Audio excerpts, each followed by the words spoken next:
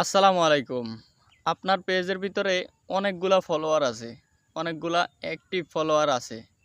তো আপনি যখন ভিডিও পোস্ট করেন অথবা যে কোনো কিছু পোস্ট করেন, তখন দেখা যায় সেখানে ৫০০, ৩০০, ৪০০ ভিউয়ার্স এসে থেমে যায়। অথচ আপনার ফলোয়ারই আছে ২০,০০০, ৩০,০০০, ৪০,০০০, ১০,০০০ এরকম ফলোয়ার আছে। তবুও আপনার ভিডিওতে ফলোয়ারের তুলনায় একবারে 1% বা 2% আপনার ভিউয়ার্স আছে। তো কিভাবে ওই ফলোয়ারগুলো আপনার যে ফলোয়ারগুলো আছে সেগুলোকে অ্যাক্টিভ করবেন সে বিষয়ে আজকে কথা বলবো। কিভাবে আপনারা সেই ফলোয়ারগুলোর কাছে আপনাদের প্রত্যেকটা পোস্ট, প্রত্যেকটা ভিডিও, যা রিলস আপনারা তৈরি করেন, প্রত্যেকটা ভিডিও, প্রত্যেকটা পোস্ট কিভাবে তাদের সামনে নিবেন এই বিষয়ে আজকে কিছু কথা বলবো। ইনশাআল্লাহ আমি স্টেপ বাই স্টেপ বলবো, আপনারা ধৈর্য ধরে ভিডিওটা দেখতে থাকবেন। ইনশাআল্লাহ আপনাদের যে আনঅ্যাক্টিভ ফলোয়ারগুলো আছে এগুলো অ্যাক্টিভ হবে। তো আমি প্রথমত শুরু করতে যাচ্ছি। প্রথম স্টেপ যেটা হলো, আপনাকে আপনার পোস্ট করার সময় একটু দেখে বুঝে শুনে পোস্ট করতে হবে।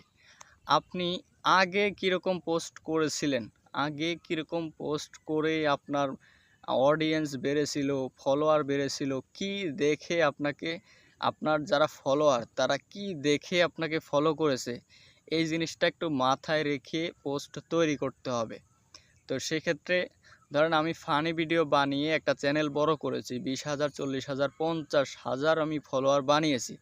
তো এখন যদি আমি ফানি ভিডিও বাদ দিয়ে টেক রিলেটেড ভিডিও বানাই, সেক্ষেত্রে কিন্তু আমার ফলোয়ার যারা আছে তারা ওই ভিডিও আর দেখতে চাইবে না, কারণ তাদের ফানি জিনিসটা পছন্দ। টেক ভিডিও কারা দেখে? যাদের পেজ আছে, চ্যানেল আছে, ইউটিউব চ্যানেল আছে, ইনস্টাগ্রাম চ্যানেল আছে, তারা দেখতে চাইবে টেক ভিডিও।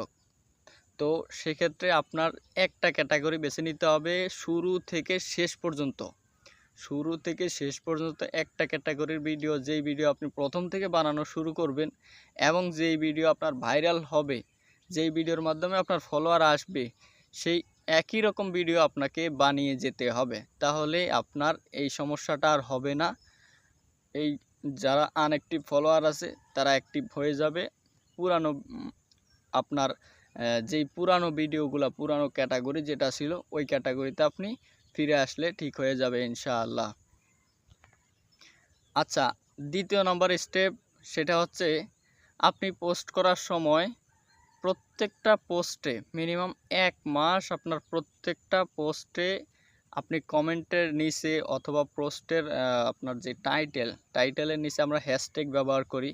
তো এই হ্যাশট্যাগের সময় হ্যাশট্যাগ দিয়া হাইলাইটেড চিহ্নটা আপনার দিতে হবে। হাইলাইটেড লেখাটা উঠাই দিবেন আর @ দিয়া ফলোয়ার উঠাইয়ে দিবেন। এই ক্ষেত্রে আপনার 50% ফলোয়ার যারা আছে তাদের কাছে আপনার নোটিফিকেশন চলে যাবে। আপনি যখন ভিডিও ছাড়বেন তখন তাদের কাছে আপনার ভিডিওর নোটিফিকেশন চলে যাবে। তখন তারা যদি সেটার উপরে ক্লিক করে, এভাবে ২-৩ দিন করলে আপনার দেখবেন যে যারা এই নোটিফিকেশন বারে ক্লিক করে আপনার ভিডিও দেখতেছে, পরবর্তীতে আপনি ভিডিও ছাড়া মাত্রই তাদের কাছে চলে যাবে। এই গেল দ্বিতীয় স্টেপ।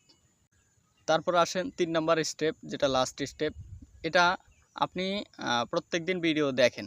ফেসবুক চালায় এবং ফেসবুক ব্যবহার করে ভিডিও দেখে না এরকম ব্যক্তি খুবই কম আছে। তো আপনি প্রত্যেকদিন মিনিমাম ১ থেকে ১৫০ ভিডিও দেখেন।